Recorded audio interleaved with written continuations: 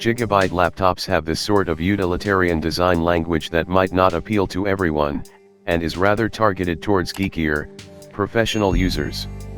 I kind of dig it, but I also understand why some might not. The lid has been slightly redrawn as well, and the white panel lit Gigabyte branding has been replaced with a white panel lit Aero logo.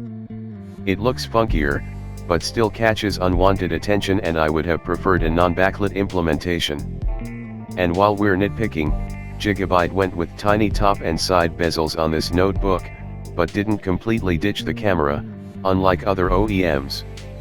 However, that's a fixed nose cam placed on the main chassis, underneath the screen, so not the most practical implementation. It gets a privacy physical cover, and is flanked by microphones. The camera was placed on the hinge in the 2019 Aeros, and that was no longer an option with the redesigned hinges on this 2020 model.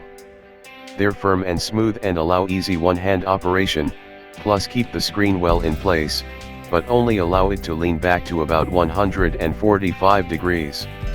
Keyboard and trackpad.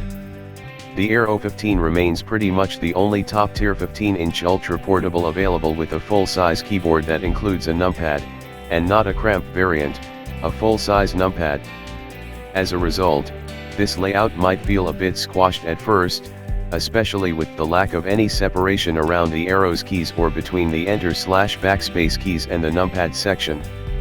I, for one, as someone who prefers non-NumPad layouts, got used to it after a few days just fine, though.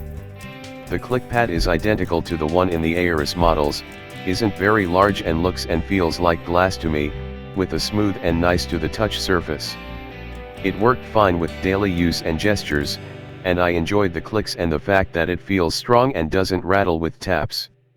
I'm not a big fan of having a finger sensor integrated within the clickpad, though, as moving your finger over that area will interrupt your cursor and gestures, so you need to learn to completely ignore this part in the top left